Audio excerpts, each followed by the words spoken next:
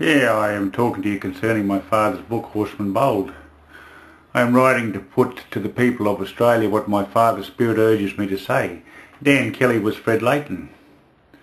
I do agree and have written a book on my father's life, the stories he told.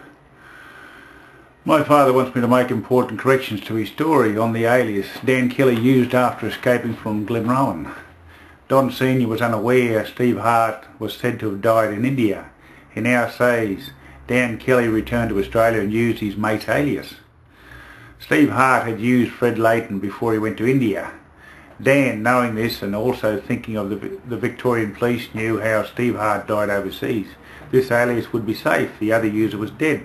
This was the two men who escaped from Glenrowen after Ned Kelly was captured. So the Dan Kelly red herrings were scattered across the land. The Kelly supporters were legion and many. Ned was seen as a hero to the underdogs.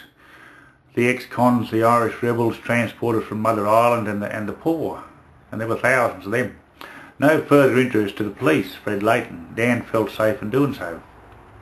The police would dismiss stories of Fred Leighton being Steve Hart now. By this time there were at least 15 men claiming to be Dan Kelly, including Jack Day. We tracked Jack Day to Mitchell Cemetery. Buried there is Innes Joseph McCarr, alias Jack Day, on his marker. This man was my great-great-grandmother Cecily Head's brother, and known secretly as Dan Kelly, too. Cecily's husband, Thomas Head's great-grandmother, was married to Dan Kelly's great-grandfather, John Kelly. As Jack Day, this great horsebreaker, had worked for decades for the Australian Pastoral Company properties leased by the British for 100 years. Cubby was one and Amberdown's another at Mitchell. Jack Day married Nora Keogh. He had two daughters, Dorothy, born 1914, and Louisa, 1918. Jack Day was born in 1866 and died in 1942. As a boy I was told to keep my mouth shut about anything I saw, to tell no one. This was how it was back then. Tell no one about the meat that came through our door.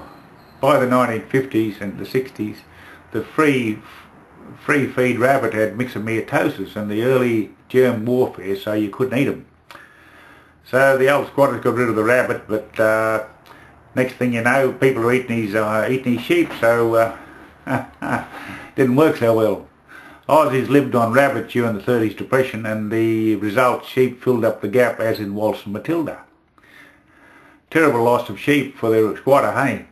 The people of the time trusted no one and were very close-mouthed, and if you did talk, well, you were seen as a police pimp, or, you know. Around 1900, of course, as Dan Kelly told his children he was Steve Hart. Double cover. He let them think he was Steve Hart. Easier to explain it away, as the police knew he was dead after all. Ned was hung, and the less people knew the better. The police believed he was another red herring, the Steve Hart one. Our Dan Kelly, Fred Leighton, is buried in Corindobury Cemetery. Fred Leighton had several children. A daughter, Ethel Leighton, married Frank Harper, and as one of their children, Arthur Harper, has the missing earlobes, noticeable on Ned and Dan Kelly. So you see why DNA could be interesting to the Aussies who want to know of it. Dan's descendants. The old-time Aussie tracker would study the tracks of a man or a beast and pick out the unusual print in the set, be it one hoof placed wrong, or a heavier print on one side, or a turned hoof, foot, and remember it well to check against other tracks found in the bush. We have found lack of earlobes in the Ned and Dan Kelly photos, also found these unusual earlobes on Arthur Harper. Coincidence? Not bloody likely. By Don Johnson. Thank you.